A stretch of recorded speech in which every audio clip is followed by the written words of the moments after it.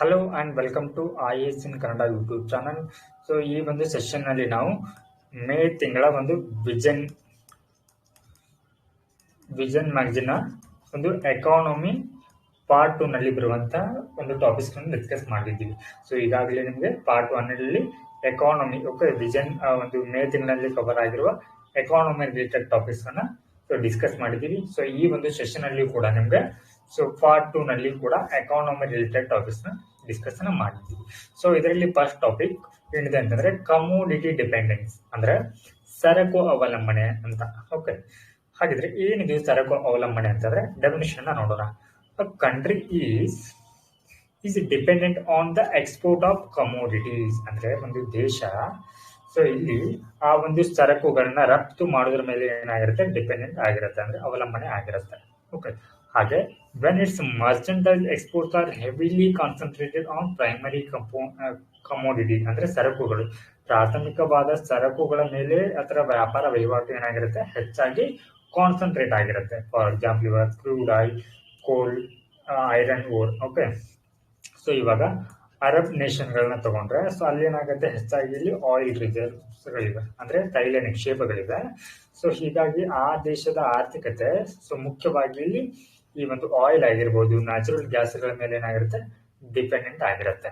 So ನಾವು ಇವಾಗ so ಈ ಒಂದು ಕಮೋಡಿಟಿ ಡಿಪೆಂಡ್ಸ್ ಗೆ ಸಂಬಂಧಿಸಿದಂತ ಯಾವೆಲ್ಲ ರೀತಿ ಒಂದು ಸವಾಲುಗಳಿವೆ ಅಂತ ನೋಡೋಣ. So here issues with commodity dependence. Okay, ಅಂದ್ರೆ ಈ ರೀತಿಯ ಒಂದು ಕಮೋಡಿಟಿಯ ಮೇಲೆ ಡಿಪೆಂಡೆನ್ಸ್ ಆಗೋದ್ರಿಂದ ಓಕೆ ಸೊ ಯಾವೆಲ್ಲ ರೀತಿ ಒಂದು ಸವಾಲುಗಳನ್ನ ಎದುರಿಸಬೇಕಾಗತ್ತೆ ಅಂತಂದ್ರೆ ಇಲ್ಲಿ first one, expose countries to shock. Okay, ಕೆಲವೊಂದು ಬಾರಿ ಏನಾಗುತ್ತೆ ಅದು ಸೊ ಇಲ್ಲಿ ಶಾಕ್ಸ್ ನ ಅನುಭವಿಸಬೇಕಾಗತ್ತೆ. ಯಾವ ರೀತಿ ಅಂತಂದ್ರೆ such as the COVID-19 pandemic and prices swing in international markets. So ಇಲ್ಲಿ ಕಮೋಡಿಟಿ ಡಿಪೆಂಡೆನ್ಸ್ ಅಂತಂದ್ರೆ ಕೇವಲ ಗೂಡ್ಸ್ ಮಾತ್ರ ಅಲ್ಲ, ಸರಕುಗಳು ಮಾತ್ರ ಅಲ್ಲ, ಸೊ ಅದರಲ್ಲಿ ಸರ್ವಿಸಸ್ ಕೂಡ ಬರುತ್ತೆ ಅಂದ್ರೆ ಸೇವೆ ಕೂಡ ಬರುತ್ತೆ. ಓಕೆ, ಸೊ ಇಲ್ಲಿ COVID-19 ಪ್ಯಾಂಡಮಿಕ್ ಆಗಿರ್ಬೋದು, ಹಾಗೆ price swing in the international markets ಅಂತ ಕೊಟ್ಟಿದ್ದಾರೆ. ಅಂದ್ರೆ ಸೊ ಈ ರೀತಿಯ ಒಂದು ಸರಕುಗಳು ಸೊ ಇಲ್ಲಿ COVID-19 ಸಂದರ್ಭದಲ್ಲಿ ಏನಾಗುತ್ತೆ ಅಂತಂದ್ರೆ ಸೊ ಬೆಲೆಗಳಲ್ಲಿ ಏರಿಕೆಯನ್ನ ಕಾಣುತ್ತೆ. ಓಕೆ, ಸೊ ಫಾರ್ ಎಕ್ಸಾಂಪಲ್ ಇವಾಗ ಇದು ಗೂಡ್ಸ್ ಆಯ್ತು. ಇನ್ನು ಸರ್ವಿಸಸ್ ಅಂತಂದ್ರೆ ಬಂದ್ರೆ ಸೊ ನಮ್ಮ ನೆರೆಯ ಒಂದು ರಾಷ್ಟ್ರಗಳಾದ ಯಾವುದು ಮಾಲ್ಡೀವ್ಸ್ ಆಗಿರ್ಬೋದು, ಹಾಗೆ ಇನ್ನು ಶ್ರೀಲಂಕಾಗಳನ್ನ ನೋಡೋದಾದ್ರೆ ಇಲ್ಲಿ ಶ್ರೀಲಂಕಾ ಮತ್ತು ಮಾಲ್ಡೀವ್ಸ್ ಇವು ಹೆಚ್ಚಾಗಿ ಪ್ರವಾಸೋದ್ಯಮದ ಮೇಲೆ ಡಿಪೆಂಡೆಂಟ್ ಆಗಿರುತ್ತೆ. ಓಕೆ, ಸೊ ಇಲ್ಲಿ COVID-19 ಒಂದು ಪ್ಯಾಂಡಮಿಕ್ ಸಮಯದಲ್ಲಿ ಏನಾಗಿತ್ತು, ಲಾಕ್ಡೌನ್ ಆಗಿತ್ತು. ಓಕೆ, ಸೊ ಈ ಅವಧಿಯಲ್ಲಿ ಈ ಒಂದು ಪ್ರದೇಶಗಳಿಗೆ ಯಾವುದೇ ಒಂದು ಪ್ರವಾಸಿಗರು ಭೇಟಿಯನ್ನ ನೀಡಲಿಲ್ಲ. ಸೊ ಆ ಸಮಯದಲ್ಲಿ ಈ ದೇಶದ ಆರ್ಥಿಕತೆ ಏನಾಗಿತ್ತು, ತುಂಬಾ ಏನಾಗಿತ್ತು, ಕುಸಿತವನ್ನ ಕಂಡಿತ್ತು. ಓಕೆ, ಸೊ ಈ ರೀತಿ ಬರೀ ಅದು ಪ್ರೈಮರಿ ಒಂದು ಕಮೋಡಿಟಿ ಮೇಲೆ ಡಿಪೆಂಡೆನ್ಸ್ ಆಗೋದ್ರಿಂದ ಅದು ಈ ರೀತಿ ಒಂದು ಸಮಸ್ಯೆಗಳನ್ನ ಎದುರಿಸಬೇಕಾಗತ್ತೆ ಅಂತ. Okay, so next point, link to lower human well being. ಯಾವ ಒಂದು ದೇಶಗಳು ಈ ರೀತಿ ಒಂದು ಕಮೋಡಿಟಿ ಡಿಪೆಂಡ್ ಮೇಲೆನೆ ಅವಲಂಬನೆ ಆಗಿರುತ್ತಲ್ವಾ, ಸೊ ಅಲ್ಲಿ ಮಾನವ ಅಭಿವೃದ್ಧಿ ಅನ್ನೋದು ಏನಾಗುತ್ತೆ, ಕಡಿಮೆ ಇರುತ್ತೆ ಅಂತ. ಸೊ ಇಲ್ಲಿ 2021ರಲ್ಲಿ ಕೊಟ್ಟಿದ್ದಾರೆ.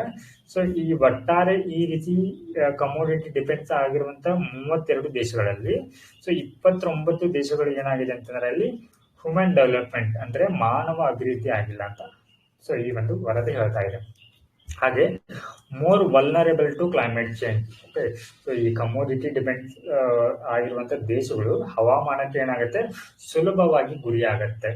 Okay, so here more than 60% of the world's small island developing states on the front lines of the climate crisis are commodity dependent. So ಇಲ್ಲಿ ಒಂದು ಕಮೋಡಿಟಿ ಡಿಪೆಂಡ್ಸ್ ಆಗಿರುವಂತ ಒಟ್ಟಾರೆ ದೇಶಗಳಲ್ಲಿ 60% ಏನಾಗಿದೆ, ಹವಾಮಾನಕ್ಕೆ ಸುಲಭವಾಗಿ ಗುರಿ ಆಗತ್ತೆ ಅಥವಾ ತುತ್ತಾಗತ್ತೆ. ಹಾಗೆ ಪ್ರಪೌಂಡ್ ಸೋಷಿಯಲ್ ಕಾನ್ಸಿಕ್ವೆನ್ಸಸ್ ಅಂತ ಅಂದ್ರೆ ಸೊ ಈ ಒಂದು ಕಮೋಡಿಟಿಗಳನ್ನ ನೀವು ಏನ್ ಮಾಡ್ಬೇಕಂದ್ರೆ ಅದನ್ನ ಎಕ್ಸ್ಪೋರ್ಟ್ ಮಾಡುವಂತ ಸಂದರ್ಭದಲ್ಲಿ ಅದರ ಲಾಭ ಯಾರಿಗೆ ಆಗತ್ತೆ ಅಂತಂದ್ರೆ ಇಲ್ಲಿ ಹೆಚ್ಚಾಗಿ ಓನರ್ಗಳಿಗೆ ಆಗತ್ತೆ. ಓಕೆ, ಸೊ ಇಲ್ಲಿ ವರ್ಕರ್ಗಳಿಗೆ ಅದರಿಂದ ಹೆಚ್ಚಿನ ಲಾಭ ಆಗುವುದಿಲ್ಲ. Yes, now let us see the next topic, eligibility for universal banking by SFBS ಅಂತ ಇದೆ. ಒಂದು SFBS ಅಂದ್ರೆ ಸ್ಮಾಲ್ ಫೈನಾನ್ಷಿಯಲ್ ಬ್ಯಾಂಕ್ಸ್ ಅಂತ. ಅಂದ್ರೆ ಸೊ ಇಲ್ಲಿ ಈ RBI ಏನ್ ಮಾಡಿದೆ ಅಂತಂದ್ರೆ, ಸೊ ಈ SFBಗಳನ್ನ, ಈ ಸ್ಮಾಲ್ ಫೈನಾನ್ಸಿಂಗ್ ಬ್ಯಾಂಕ್ಸ್ ಅನ್ನ ಸೊ ಯೂನಿವರ್ಸಲ್ ಬ್ಯಾಂಕ್ ಮಾಡ್ಲಿಕ್ಕೆ ಹೊರಟಿದೆ. ಓಕೆ, ಸೊ ಇದಕ್ಕೆ ಅವರು ಏನ್ ಮಾಡಿದಾರೆ ಅಂತಂದ್ರೆ ಕೆಲವೊಂದಿಷ್ಟು ಕ್ರೈಟೇರಿಯಾಗಳನ್ನ ಅಥವಾ ಎಲಿಜಿಬಿಲಿಟಿ ಅರ್ಹತಾ ಒಂದು ಮಾನದಂಡಗಳನ್ನ ಸೂಚಿಸಿದೆ. ಓಕೆ, ಸೊ ಇಲ್ಲಿ ಫಸ್ಟ್ ನಾವು ಯೂನಿವರ್ಸಲ್ ಬ್ಯಾಂಕ್ ಅಂದ್ರೆ ಏನಂತ ತಿಳ್ಕೋಣ. So universal banks are banks, okay, ಇವು ಕೂಡ ಒಂಥರ bank that offer a wide range of financial services. So ಇವು ಕೂಡ ಏನಾಗುತ್ತೆ, ಇಲ್ಲಿ ಒಂದು ಫೈನಾನ್ಷಿಯಲ್ ಹಣಕಾಸು ಸೇವೆಗಳನ್ನ ಒದಗಿಸುತ್ತೆ. So beyond commercial banking and investment banking such as, so ಅಂದ್ರೆ ಇವು ಕಮರ್ಷಿಯಲ್ ಬ್ಯಾಂಕು ಮತ್ತು ಇನ್ವೆಸ್ಟ್ಮೆಂಟ್ ಬ್ಯಾಂಕ್ಗಳು ನೀಡಿದಂತ ಸೇವೆಗಳಾದಂತ ಇನ್ಶೂರೆನ್ಸ್, ವಿಮೆಯ ಸೌಲಭ್ಯವನ್ನು ಕೂಡ ಈ ಒಂದು ಯೂನಿವರ್ಸಲ್ ಬ್ಯಾಂಕ್ ನೀಡುತ್ತೆ ಅಂತ. ಓಕೆ, ಅಂದ್ರೆ ಯೂನಿವರ್ಸಲ್ ಬ್ಯಾಂಕ್ ಇಲ್ಲಿ ಇನ್ಶೂರೆನ್ಸ್ ಅನ್ನ ನೀಡುತ್ತೆ, ಅಂದ್ರೆ ವಿಮೆಯನ್ನ ನೀಡುತ್ತೆ. ಎಸ್, ಅಂಟಿಲ್ ನಾವು ಅಂದ್ರೆ ಇಲ್ಲಿವರೆಗೆ ಸೊ ಈ small financial banks were allowed to primarily undertake basic banking activity of acceptance of deposit and lending to unserved and undeserved sections ಅಂತ. ಅಂದ್ರೆ ಸೊ ಇದು ಏನು ಮಾಡ್ತಾ ಇತ್ತು, ಹಣವನ್ನ ಡಿಪಾಸಿಟ್ ಮಾಡ್ಕೊಳ್ಳೋದು, ಅದರ ಜೊತೆಗೆ ಹಣವನ್ನ ಸೊ ಸಾಲವಾಗಿ ಒಂದು ಕೊಡುವಂತ ವ್ಯವಸ್ಥೆಯನ್ನ ಕೂಡ ಸೊ ಈ ಒಂದು SFBಗಳಲ್ಲಿ ಮಾಡಲಾಗ್ತಾ ಇತ್ತು. ಸೊ ಇಲ್ಲಿ ಒಂದ್ ಪದವನ್ನು ಬಳಸಿದ್ದಾರೆ, ಆನ್ ಟಾಪ್ ಲೈಸೆನ್ಸಿಂಗ್ ಅಂತಂದ್ರೆ. ಸೊ ಇಲ್ಲಿ ಏನ್ ಮಾಡತ್ತೆ ಅಂತಂದ್ರೆ, it was introduce in 2016 to allow bank to apply for banking licence in the RBI throughout the year. ಅಂದ್ರೆ ಒಂದು ವರ್ಷದಲ್ಲಿ ನೀವು RBI ನೊಂದಿಗೆ RBI ಒಂದು ಬಳಿ ಯಾವಾಗ ಬೇಕಿದ್ರು ಏನ್ ಮಾಡಬಹುದು ಅಂದ್ರೆ ಸೊ ಈ ಬ್ಯಾಂಕಿಂಗ್ ಲೈಸೆನ್ಸ್ ಅನ್ನ ಪಡೆಯುವಂತ ಸೊ ಅವಕಾಶ ಇದೆ.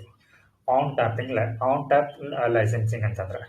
ಓಕೆ, ಹಾಗಿದ್ರೆ ಸೊ ಈ ಒಂದು SFBಗಳು ಸೊ ಈ ಒಂದು ಯೂನಿಯನ್ ಬ್ಯಾಂಕ್ ಆಗ್ಲಿಕ್ಕೆ ಯಾವೆಲ್ಲ ಎಲಿಜಿಬಿಲಿಟಿ ಕ್ರೈಟೇರಿಯಾ ಇರುತ್ತೆ ಅಂತಂದ್ರೆ, ಸೊ ಏನಾಗಿರ್ಬೇಕು, ಇನ್ ಕೇಸ್ ಅವು SFBಗಳು ಅವುಗಳ ಒಂದು ನೆಟ್ ವರ್ತ್, ಓಕೆ, ಸೊ ನಿವ್ವಳ ಒಂದು ಆದಾಯ ಎಷ್ಟಾಗಿರ್ಬೇಕು, ಇಲ್ಲಿ minimum net worth of 1000 crore ಒಂದು 1000 ಕೋಟಿ ಆಗಿರ್ಬೇಕು ಅದ್ರದ್ದು.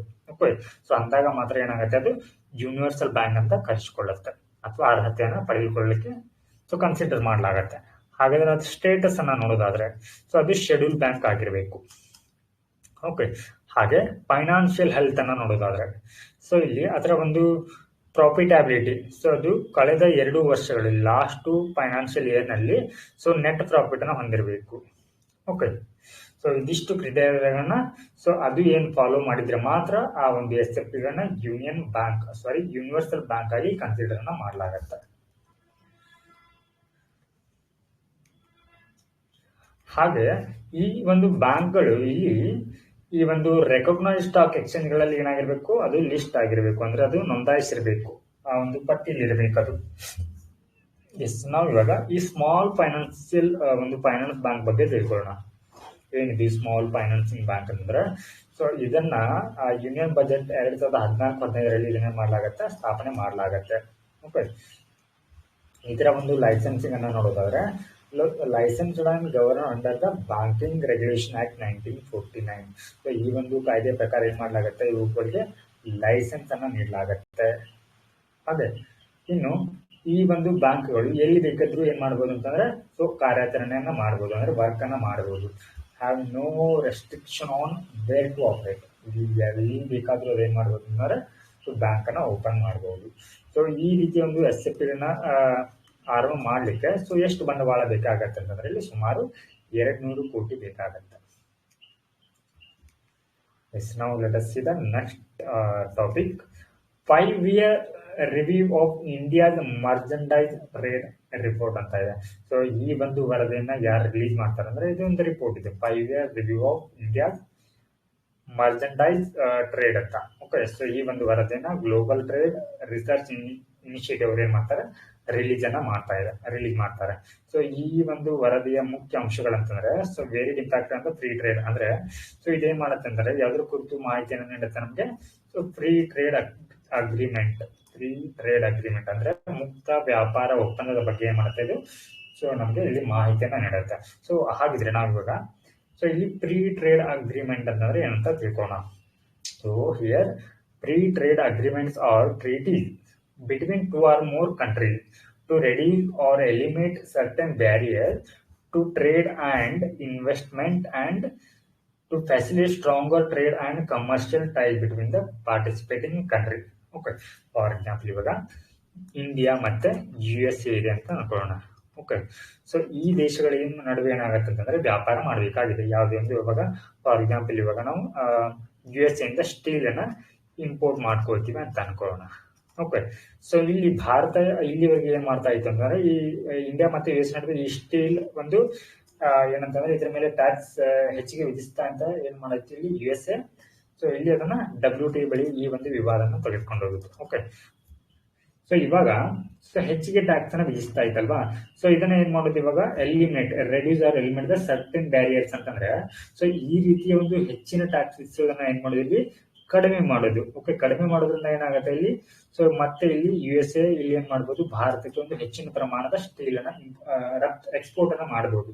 ಹಾಗೆ ಇನ್ನು ಇನ್ವೆಸ್ಟ್ಮೆಂಟ್ ಮಾಡೋದಾಗಿರಬಹುದು. ಓಕೆ, US ಇಂದ ಇಂಡಿಯಾದಲ್ಲಿ ಅಥವಾ ಇಂಡಿಯಾದಿಂದ US ನಲ್ಲಿ ಹೂಡಿಕೆ ಮಾಡುವಲ್ಲಿ ಅಡೆತಡೆಗಳನ್ನ, ಓಕೆ, ಬ್ಯಾರಿಯರ್ಸ್ ಗಳನ್ನ ಅಲ್ಲಿ ಏನ್ ಮಾಡೋದು, ಎಲಿಮಿನೇಟ್ ಮಾಡೋದು ಅಥವಾ ಅದನ್ನ ಕಡಿಮೆ ಮಾಡುವಂತದ್ದಾಗಿರ್ಬೋದು.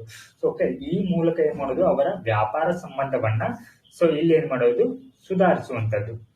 ಓಕೆ, ಸೊ ಇದಕ್ಕೆ ಅಂತ ಕರಿತೀವಿ ನಾವು ಫ್ರೀ ಟ್ರೇಡ್ ಅಗ್ರಿಮೆಂಟ್, ಮುಕ್ತ ವ್ಯಾಪಾರ ಒಪ್ಪಂದ ಅಂತ ಕರಿತೀವಿ. ಓಕೆ, ಸೊ ಇಲ್ಲಿ ಮುಕ್ತ ವ್ಯಾಪಾರ ಒಪ್ಪಂದದಲ್ಲಿ ನಮ್ಗೆ ಗೂಡ್ಸ್ ಬರುತ್ತೆ, ಹಾಗೆ ಸರ್ವಿಸಸ್ ಬರುತ್ತೆ, ಅಂದ್ರೆ ಸರಕು ಮತ್ತು ಸೇವೆ ಕೂಡ ಸೊ ಈ ಒಂದು ಫ್ರೀ ಟ್ರೇಡ್ ಅಗ್ರಿಮೆಂಟ್ ನಲ್ಲಿ ಬರುತ್ತೆ. So this is also important, goods and services.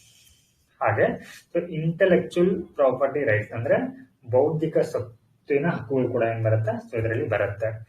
S, so ಹಾಗಿದ್ರೆ ಈ ಒಂದು ರಿಪೋರ್ಟ್ ನ ಒಂದು ಹೈಲೈಟ್ಸ್ ಅನ್ನ ನೋಡೋದಾದ್ರೆ, ಮುಖ್ಯ ಅಂಶಗಳನ್ನ ನೋಡೋದಾದ್ರೆ, ಸೊ ಏನ್ ಕೊಟ್ಟಿದ್ದಾರೆ ಇಲ್ಲಿ, ಇಂಡಿಯಾದ merchandise import from FTA partners grew up by 38%.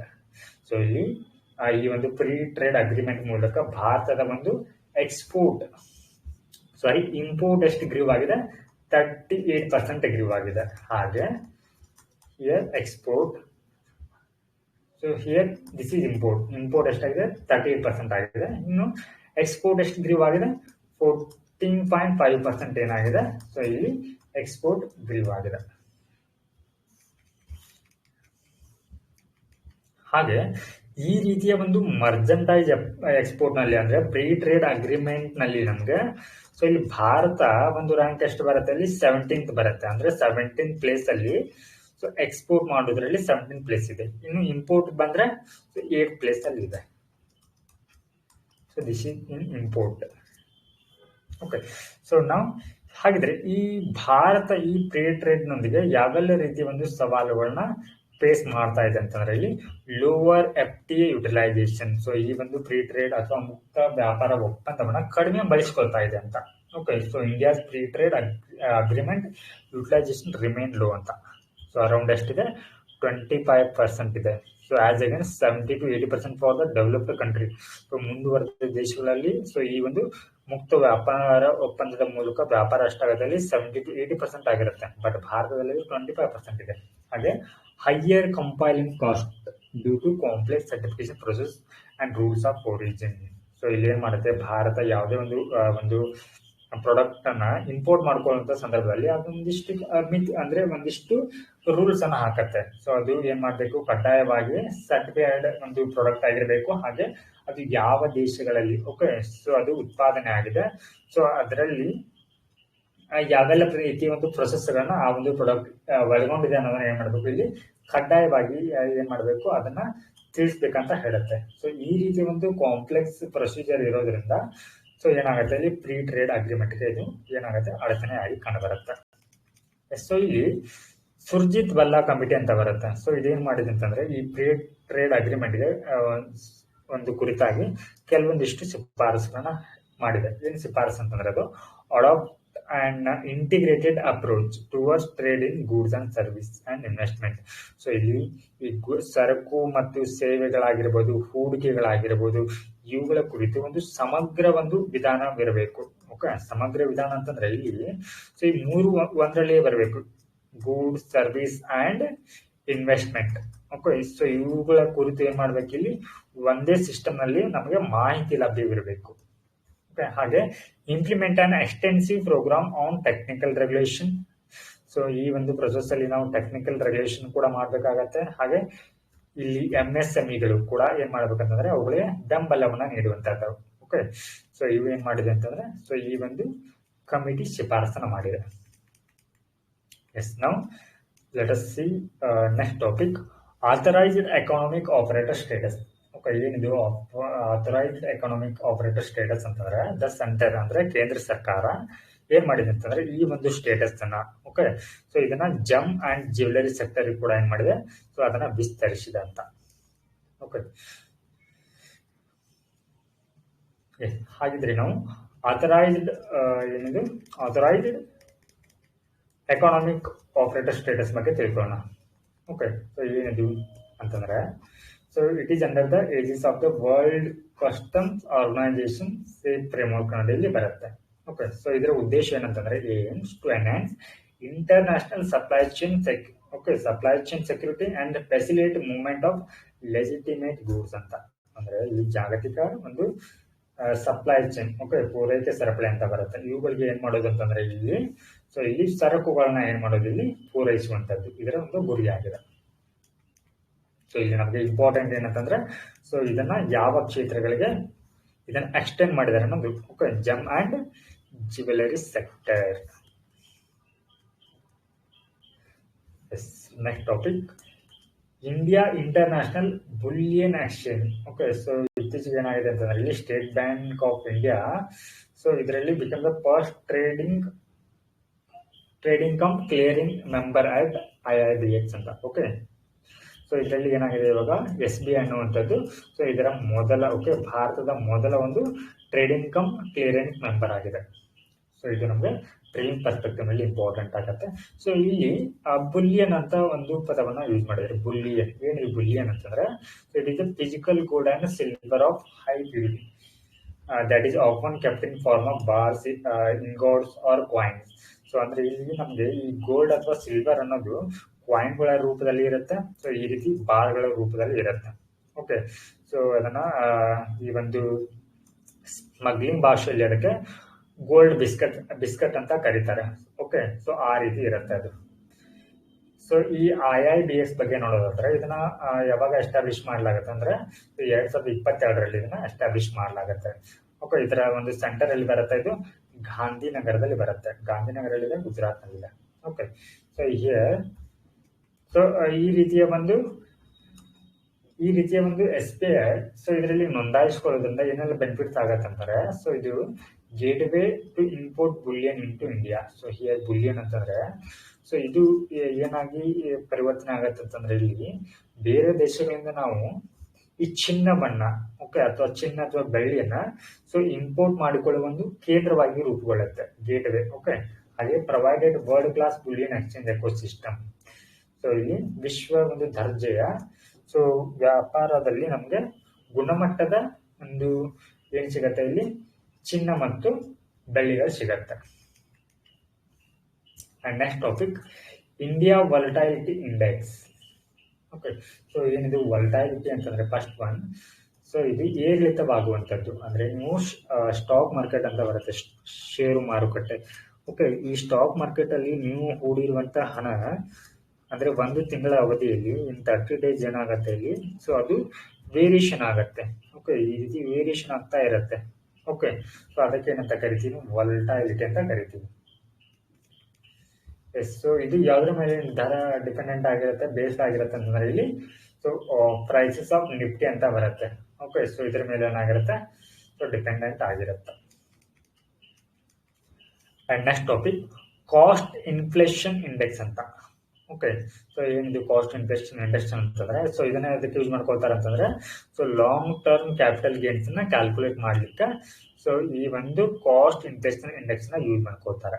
Okay, so here ಇಲ್ಲಿ ನಾವು ಇವಾಗ long term capital, okay, LTCG ಅಂತಂದ್ರೆ ಲಾಂಗ್ ಟರ್ಮ್ ಕ್ಯಾಪಿಟಲ್ ಗೇನ್ಸ್ ಅಂತಂದ್ರೆ ಏನಂತಂದ್ರೆ it is the profit arising from the sale of capital asset. ಅಂದ್ರೆ so ಇಲ್ಲಿ capital ಅಂದ್ರೆ ಬಂಡವಾಳ ಸ್ವತ್ತುಗಳನ್ನ ಮಾರುವ ಮೂಲಕ ಸೇಲ್. ಓಕೆ, ಸೊ ಇಲ್ಲಿ ಏನಾಗುತ್ತೆ, ಪ್ರಾಫಿಟ್ ಬರುತ್ತೆ.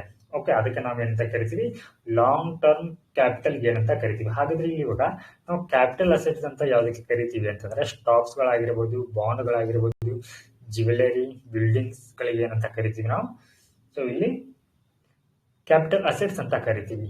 ಓಕೆ, ಸೊ ಇಷ್ಟು ಸೊ ನಮಗೆ ಒಂದು ಪ್ರಿಲಿಮ್ ಪರ್ಸ್ಪೆಕ್ಟಿವ್ ನಲ್ಲಿ ತಿಳ್ಕೊಂಡಿರ್ಬೇಕಾಗಿರೋದು.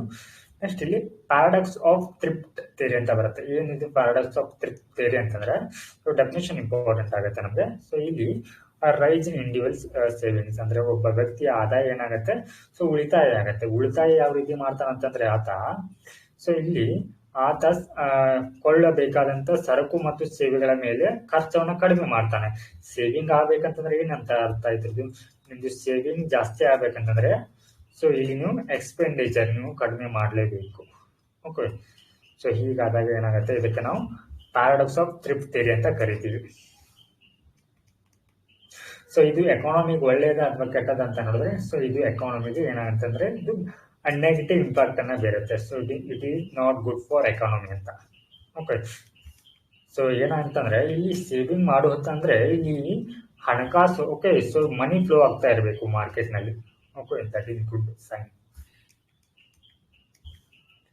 So next one UN panel ಅಂದ್ರೆ UN ಹಿಯರ್ ಯುನೈಟೆಡ್ ನೇಷನ್ ಅಂದ್ರೆ ವಿಶ್ವಸಂಸ್ಥೆ panel for critical energy transition minerals ಅಂತ. ಅಂದ್ರೆ ಸೊ ಈ ಯುನೈಟೆಡ್ ನೇಷನ್ ಏನ್ ಮಾಡಿದೆ ಅಂತಂದ್ರೆ ಇಲ್ಲಿ ಕ್ರಿಟಿಕಲ್ ಮಿನರಲ್ಸ್ ಅಂತ ಬರುತ್ತೆ, ಅಂದ್ರೆ ನಿರ್ಣಾಯಕ ಖನಿಜಗಳು ಅಂತ. ಓಕೆ, ಸೊ ಅವುಗಳ ಕುರಿತು ಏನ್ ಮಾಡಿದೆ, ಒಂದು ಪ್ಯಾನಲ್ ಅನ್ನ, ಒಂದು ಕಮಿಟಿಯನ್ನ ಏನ್ ಮಾಡಿದೆ, ಅಪಾಯಿಂಟ್ ಅನ್ನ ಮಾಡಿದೆ. ಓಕೆ, ಸೊ ಇದರ ಉದ್ದೇಶ, ಸೊ ಇಲ್ಲಿ ನಾವು ಸೊ ಈ ಒಂದು ಪ್ಯಾನಲ್ ನಲ್ಲಿ ಯಾರೆಲ್ಲ ಬರ್ತಾರಂತಂದ್ರೆ ಸೊ ಯುರೋಪಿಯನ್ ಯೂನಿಯನ್ ಇದೆ, ಹಾಗೆ African union, Australia, Indonesia, Cambodia ಇದೆ, ಹಾಗೆ ನಮ್ಮ ಭಾರತ ಕೂಡ ಇದೆ. Okay, this is also important. First ಇವಾಗ ಈ ಒಂದು ಕ್ರಿಟಿಕಲ್ ಒಂದು ಮಿನರಲ್ಸ್ಗಳ ಅಥವಾ ನಿರ್ಣಾಯಕ ಖನಿಜಗಳ ಒಂದು ರೋಲ್ ನ ನೋಡಿದರೆ ಅದರ ಸೊ ಇದು ಅದಕ್ಕೆ ಇಂಪಾರ್ಟೆಂಟ್ ಆಗುತ್ತೆ, ಇಲ್ಲಿ ಎಸೆನ್ಷಿಯಲ್ ಕಾಂಪೋನೆಂಟ್ಸ್ ಆಗಿರುತ್ತೆ. ಇವಾಗ ಕ್ಲೀನ್ ಎನರ್ಜಿ ಟೆಕ್ನಾಲಜಿ ಅಂದ್ರೆ ಶುದ್ಧ ಒಂದು ಇಂಧನ ಒಂದು ತಂತ್ರಜ್ಞಾನಗಳಾದ, ಫಾರ್ ಎಕ್ಸಾಂಪಲ್ ಇವಾಗ ಟರ್ಬೈನ್ಗಳಾಗಿರ್ಬೋದು, ಸೋಲಾರ್ ಪ್ಯಾನಲ್ಸ್ಗಳಾಗಿರ್ಬೋದು, ಹಾಗೆ ಇಲೆಕ್ಟ್ರಿಕಲ್ ವೆಹಿಕಲ್ಸ್ ಗಳಲ್ಲಿ ಏನ್ ಮಾಡಲಾಗತ್ತೆ, ಸೊ ಈ ಒಂದು ಕ್ರಿಟಿಕಲ್ ಒಂದು ಮಿನರಲ್ಸ್ ಗಳನ್ನ ಬಳಸಲಾಗತ್ತೆ. ಹಾಗಿದ್ರೆ ಯಾವ ಕ್ರಿಟಿಕಲ್ ಮಿನರಲ್ಸ್ ಅಂತಾರೆ, ಸೊ ಈ ಹಿಂದೆನೂ ಕೂಡ ನಾವು ಸೊ ಎನ್ವಿರಾನ್ಮೆಂಟ್ ಎಕಾಲಜಿ ಸ್ಟಡಿ ಮಾಡಬೇಕಿದ್ರೆ ಕ್ರಿಟಿಕಲ್ ಮಿನರಲ್ಸ್ ಬಗ್ಗೆ ಸ್ಟಡಿ ಮಾಡಿದೀವಿ. ಓಕೆ, ಸೊ ಇದು ಯಾಕಂದ್ರೆ ಆರ್ಥಿಕತೆಯಲ್ಲಿ ಅವು ರೋಲ್ ತುಂಬಾನೇ ಏನಿರುತ್ತೆ, ಸೊ ಜಾಸ್ತಿ ಇರುತ್ತೆ. ಓಕೆ, ಎಸ್ಸಿಯರ್ ಕಾಪರ್ ಆಗಿರ್ಬೋದು, ಲಿಥಿಯಂ, ನಿಕ್ಕೆಲ್, ಕೋಬಾಲ್ಟ್, ಸೊ ಇವುಗಳನ್ನ ಏನಂತ ಕರಿತೀವಿ ನಾವು ಕ್ರಿಟಿಕಲ್ ಮಿನರಲ್ಸ್ ಅಂತ ಕರಿತೀವಿ, ನಿರ್ಣಾಯಕ ಖನಿಜಗಳು ಅಂತ.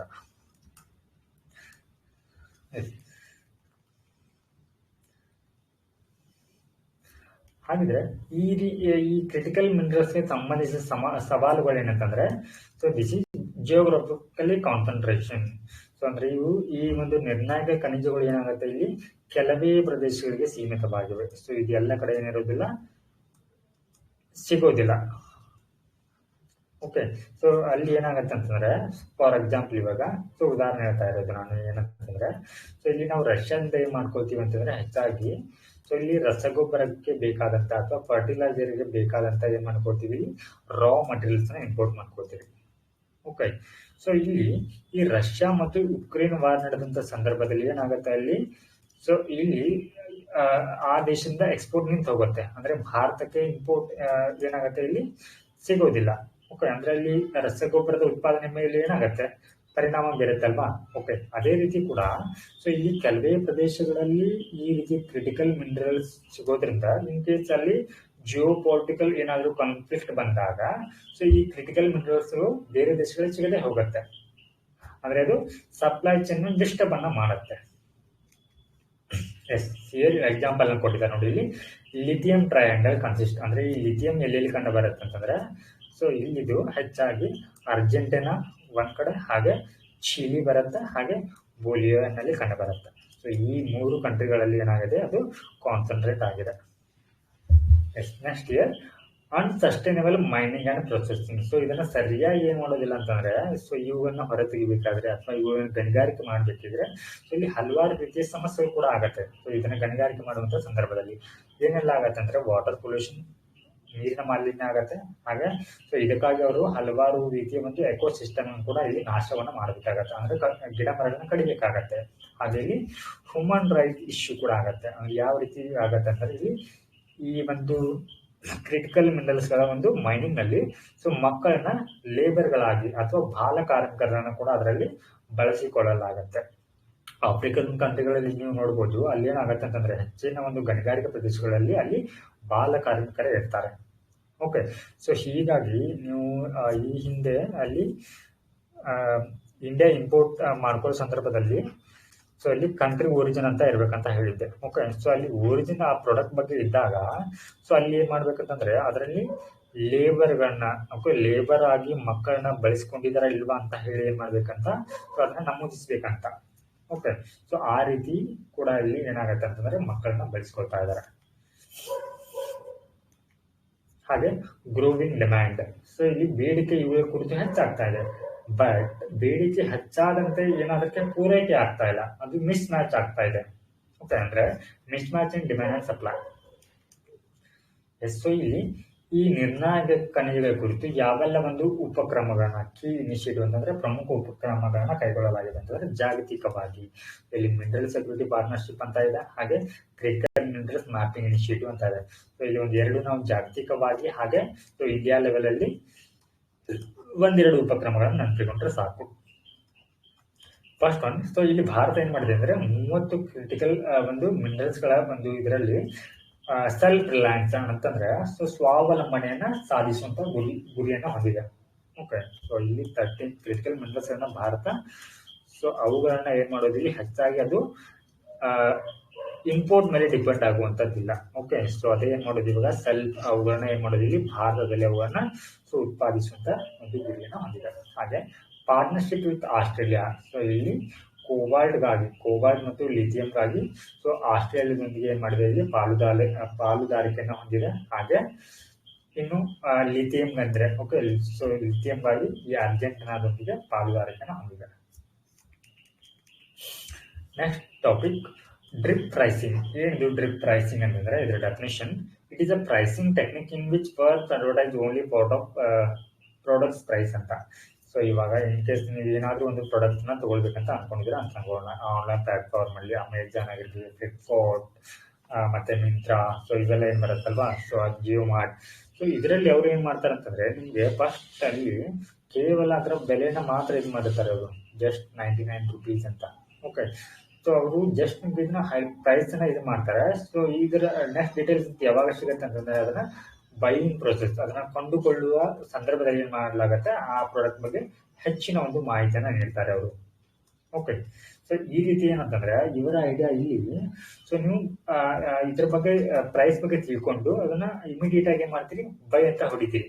ಓಕೆ, ಸೊ ಅಂದ್ರೆ ನೀವೇನ್ ಮಾಡ್ತೀರಿ, ಆಟೋಮೆಟಿಕ್ ಸೊ ಈ ಪ್ರಾಡಕ್ಟ್ ಬಗ್ಗೆ ತಿಳ್ಕೊಳ್ಳಿಕ್ಕೆ ಈ ಬೈ ಆಪ್ಷನ್ ಮೇಲೆ ಕ್ಲಿಕ್ ಮಾಡ್ತೀರಾ, ಅದ್ರ ಮೂಲಕ ನೀವೇನ್ ಮಾಡ್ತೀರಾ, ಅದನ್ನ ಕೊಂಡ್ಕೊಳ್ತೀರಾ. ಸೊ ಇದು ಅವರ ಒಂದು ಟೆಕ್ನಿಕ್. ಇದಕ್ಕೆ ಏನಂತ ಕರೀತಾರೆ, ಡ್ರಿಪ್ ಪ್ರೈಸಿಂಗ್ ಅಂತ ಕರೀತಾರೆ. ಸೊ ಇದಕ್ಕೆ ಏನಂತ ಕರೀತಾರೆ ಅಂತ, ಈ ರೀತಿಯ ಒಂದು ಟ್ಯಾಕ್ಟಿಕ್ಸ್ಗೆ ಇದಕ್ಕೆ ಡಾರ್ಕ್ ಪ್ಯಾಟರ್ನ್ ಅಂತ ಕರೀತಾರೆ. ಏನಿದು ಡಾರ್ಕ್ ಪ್ಯಾಟರ್ನ್ ಅಂತಂದ್ರೆ, it refers to practice adopted by online platform that mislead people into paying for items or service they did not intend to the originally. So ಮೇಲೆ ಹೇಳಿದ ಹಾಗೆ ನಿಮ್ಗೆ ಅವ್ರು ಏನ್ ಮಾಡ್ತಾರೆ ಅಂದ್ರೆ ಈ ರೀತಿ ಒಂದು ಟೆಕ್ನಿಕ್ ಅನ್ನ ಯೂಸ್ ಮಾಡಿ ಜನರನ್ನ ತಪ್ಪು ದಾರಿಗೆ ಎಳೆಯುವಂತ ಕೆಲಸವನ್ನ ಮಾಡ್ತಾರೆ. ಸೊ ನಿಮ್ಗೆ ಎಕ್ಸಾಮ್ ನಲ್ಲಿ ಕೇಳ್ಬೋದು, ಇತ್ತೀಚೆಗೆ ಈ ಡ್ರಿಪ್ ಪ್ರೈಸಿಂಗ್ ಅನ್ನೋದು recently same in news what it is ಅಂತ ಹಾಕೊಂಡಿದೆ. ಓಕೆ, ಡ್ರಿಪ್ ಪ್ರೈಸಿಂಗ್, ಸೊ ಅದನ್ನ ನೀವು ತಿಳ್ಕೊಳ್ಬೇಕು. Next topic, travel and tourism development index ಅಂತ ಇದೆ. ಸೊ ಇದನ್ನ ಯಾರು ರಿಲೀಸ್ ಮಾಡ್ತಾರೆ ಅಂತಂದ್ರೆ ಈ ಒಂದು ಇಂಡೆಕ್ಸ್ ಕೂಡ ಇಂಪಾರ್ಟೆಂಟ್ ಆಗುತ್ತೆ ನಮಗೆ ಎಕ್ಸಾಮ್ ಪರ್ಸ್ಪೆಕ್ಟಿವ್ ನಲ್ಲಿ. ಸೊ ಇದನ್ನ ನೀವು ಇಂಟರ್ನ್ಯಾಷನಲ್ ರಿಲೇಷನ್ ಸ್ಟಡಿ ಮಾಡ್ಬೇಕಿದ್ರೆ ಸೊ ಅಲ್ಲಿ ಕೆಲವೊಂದಿಷ್ಟು ರಿಪೋರ್ಟ್ಸ್ ಅಂಡ್ ಇಂಡೆಕ್ಸಸ್ ಅಂತ ಬರುತ್ತೆ. ರಿಪೋರ್ಟ್ಸ್ ಅಂಡ್ ಇಂಡೆಕ್ಸ್ ಅಂದ್ರೆ ಜಾಗತಿಕವಾಗಿ ಯಾವೆಲ್ಲ ಒಂದು ಸಂಸ್ಥೆಗಳು ಸೊ ಈ ರೀತಿಯ ರಿಪೋರ್ಟ್ಸ್ ಅಂಡ್ ಇಂಡೆಕ್ಸ್ ಅನ್ನ ರಿಲೀಸ್ ಮಾಡುತ್ತೆ ಅಂತ. ಸೊ ಹೀಗಾಗಿ ನಮ್ಗೆ ಸೊ ಈ ಒಂದು ರಿಪೋರ್ಟ್ ಅಥವಾ ಇಂಡೆಕ್ಸ್ ಅಂತ ಅಂದ್ರೆ ಅದು ನಮ್ಗೆ ತುಂಬಾನೇ ಇಂಪಾರ್ಟೆಂಟ್ ಆಗುತ್ತೆ. ಇಲ್ಲಿ travel and tourism development index ಯಾರು ರಿಲೀಸ್ ಮಾಡ್ತಾರೆ, ಸೊ ವರ್ಲ್ಡ್ ಎಕನಾಮಿಕ್ ಫೋರಮ್ ಅವರು ರಿಲೀಸ್ ಅನ್ನ ಮಾಡ್ತಾರೆ, ವಿಶ್ವ ಆರ್ಥಿಕ ವೇದಿಕೆ ಅಂತ. ಓಕೆ, ಸೊ ಇದರಲ್ಲಿ ಈ ಒಂದು ಇಂಡೆಕ್ಸ್ ನಲ್ಲಿ ಇರುವಂತ ಒಂದು ಮೇಜರ್ ಪಾಯಿಂಟ್ಸ್ ಏನಂತಂದ್ರೆ ಮೀಸಲ್ಸ್ ಇದೇನ್ ಮಾಡತ್ತಂದ್ರೆ set factors and policy that enable the sustainable resilient development travel and tourism. ಅಂದ್ರೆ ಇವರು ಟೂರಿಸಂ ಮತ್ತು ಟ್ರಾವೆಲ್ ಗೆ ಸಂಬಂಧಿಸಿದಂತೆ ಓಕೆ ಸೊ ಕೆಲವೊಂದಿಷ್ಟು ಏನ್ ಮಾಡ್ತಾರೆ ನೀತಿಗಳನ್ನ ರೂಪಿಸ್ತಾರೆ. ಸೊ ಇದರಲ್ಲಿ ಭಾರತದ ರ್ಯಾಂಕ್ ಇದೆ ಅಂತಂದ್ರೆ ಇಂಡಿಯಾದ ರ್ಯಾಂಕ್ ಸೊ ಇಲ್ಲಿ 2021ರಲ್ಲಿ 54th ರ್ಯಾಂಕ್ ಇದ್ದಿದ್ದು 2024ರಲ್ಲಿ 39th ರ್ಯಾಂಕ್ ಆಗಿದೆ. ಸೊ ಅಂದ್ರೆ ಇಂಪ್ರೂವ್ಮೆಂಟ್ ಆಗಿದೆ. ನೆಕ್ಸ್ಟ್ ಇಲ್ಲಿ ಇಶಾನ್ ಇನಿಷಿಯೇಟಿವ್ ಅಂತ ಬರುತ್ತೆ. ಓಕೆ ಸೊ ಈ ಇಶಾನ್ ಇನಿಷಿಯೇಟಿವ್ ಬಗ್ಗೆ ತಿಳ್ಕೋದಾದ್ರೆ it involves combining India's 4 flight information regimes. So ಇಲ್ಲಿ ಸೊ ಇದೇನ್ ಮಾಡತ್ತಂತಂದ್ರೆ ಈ ಒಂದು ಇನಿಷಿಯೇಟಿವ್ ಅಡಿಯಲ್ಲಿ ಸೊ ಭಾರತದ 4 ಒಂದು ಫ್ಲೈಟ್ ಇನ್ಫಾರ್ಮೇಶನ್ ರಿಜಿಮ್ಸ್ ಗಳನ್ನ ಏನ್ ಮಾಡುತ್ತೆ ಇಲ್ಲಿ ಸೊ ಒಂದೇ ಕಡೆ ಏನ್ ಮಾಡುತ್ತೆ ನಮಗೆ ಸಿಂಗಲ್ ಸಿಸ್ಟಮ್ ಅಡಿಯಲ್ಲಿ ಓಕೆ ಒಂದೇ ವ್ಯವಸ್ಥೆಯಲ್ಲಿ ಏನ್ ನೀಡುತ್ತೆ ನಮಗೆ ಮಾಹಿತಿಯನ್ನ ನೀಡುತ್ತೆ. ಹಾಗಿದ್ರೆ ಯಾವ 4 ಫ್ಲೈಟ್ ಇನ್ಫಾರ್ಮೇಶನ್ ರಿಜಿಮ್ಸ್ ಅಂತಂದ್ರೆ ಇಲ್ಲಿ ಮುಂಬೈ ಇದೆ, ಕೋಲ್ಕತ್ತಾ, ಡೆಲ್ಲಿ, ಚೆನ್ನೈ. ಓಕೆ ಇವುಗಳ ಕುರಿತು ನಮಗೆ ಒಂದೇ ಸಿಸ್ಟಮ್ ನಲ್ಲಿ ಮಾಹಿತಿಯನ್ನ ನೀಡಲಾಗತ್ತೆ. ಓಕೆ ಸೊ ಇದು ನಮ್ಗೆ ಸೊ ಇಲ್ಲಿಯವರೆಗೆ ಮೇ ತಿಂಗಳಿನಲ್ಲಿ ಕವರ್ ಆದಂತಹ ಈ ಎಕಾನಮಿ ರಿಲೇಟೆಡ್ ಆಗಿರುವಂತಹ ಟಾಪಿಕ್ಸ್ ನಾವು ಡಿಸ್ಕಸ್ ಅನ್ನ ಮಾಡಿದ್ವಿ. ಓಕೆ ಸೊ ನೆಕ್ಸ್ಟ್ ಕ್ಲಾಸ್ ಅಲ್ಲಿ ನಾವು ನಿಮ್ಗೆ ಸೈನ್ಸ್ ಅಂಡ್ ಟೆಕ್ನಾಲಜಿ ಬಗ್ಗೆ ಸೊ ನಿಮ್ಗೆ ಮಾಹಿತಿಯನ್ನ ಓಕೆ ಆ ತಿಂಗಳಲ್ಲಿ ಕವರ್ ಆಗಿರುವಂತ ಟಾಪಿಕ್ಸ್ ಅನ್ನ ಡಿಸ್ಕಸ್ ಅನ್ನ ಮಾಡ್ತೀವಿ. ಓಕೆ ಸೊ ಅದರಲ್ಲಿ ಕೂಡ ಅದು 2 ಕ್ಲಾಸಸ್ ಆಗತ್ತೆ. ಸೊ ಅದನ್ನು ಕೂಡ ನಿಮಗೆ ಪಾರ್ಟ್ 1 ಅಂಡ್ ಪಾರ್ಟ್ 2 ರೂಪದಲ್ಲಿ ಅದನ್ನ ಸೊ ನಿಮಗೆ ಕ್ಲಾಸ್ ಅನ್ನ ಅಪ್ಲೋಡ್ ಮಾಡ್ತೀವಿ. ಅಲ್ಲಿಯವರೆಗೆ ಎಲ್ರಿಗೂ ನಮಸ್ಕಾರ.